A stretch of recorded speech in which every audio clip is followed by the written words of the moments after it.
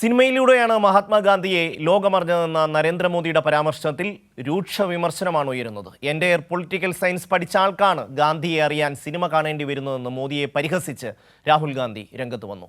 മോദി ജനിക്കും മുമ്പേ 5 തവണ നൊബേൽ സമ്മാനത്തിന് നാമനിർദ്ദേശം ചെയ്യപ്പെട്ടയാളാണ് ഗാന്ധിജിയെന്ന് സീതാറാം യെച്ചൂരി പറഞ്ഞു.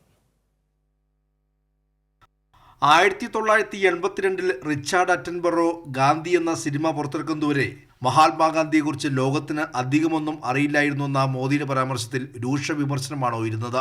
എൻ്റയർ പൊളിറ്റിക്കൽ സയൻസ് പഠിച്ച ആൾക്കാണ് ഗാന്ധിയെ അറിയാൻ സിനിമ കാണേണ്ടി വരുന്നതെന്ന് രാഹുൽ ഗാന്ധി മോദിയെ പരിഹസിച്ചു. മഹാത്മാഗാന്ധിക്ക് ശാഖയിൽ പഠിച്ചവന്റെ സർട്ടിഫിക്കറ്റിന്റെ ആവശ്യമില്ലെന്നും രാഹുൽ ഗാന്ധി. शाखाओं में जिनकी वर्ल्ड व्यू बनती है वो गांधी जी को नहीं समझ सकते, वो गोडसे को समझते हैं, ഗോഡ്സെ के रास्ते को अपनाते हैं. മോദി എന്താണ് പറയുന്നതെന്ന് പോലും ആർക്കും മനസ്സിലാകുന്നില്ലെന്നും ഏതു ലോകത്താണ് ജീവിക്കുന്നതെന്നും സീതാറാം യെച്ചൂരി പ്രതികരിച്ചു. അഭിനയിക്കുക മാത്രമാണ് പ്രധാനമന്ത്രി ചെയ്യുന്നത്. 5 തവണ സമാധാനത്തിനുള്ള നോബൽ സമ്മാനത്തിന് നോമിനേറ്റ് ചെയ്യപ്പെട്ട ആളാണ് ഗാന്ധിയെന്നും അദ്ദേഹം പറഞ്ഞു. 5 times Mahatma Gandhi was nominated for the Nobel Peace Prize. For the Nobel Peace Prize, being nominated 5 times and not being awarded because of the Pax Britannica situation. And India, he was leading the India freedom struggle in the fight. So what is the Mr.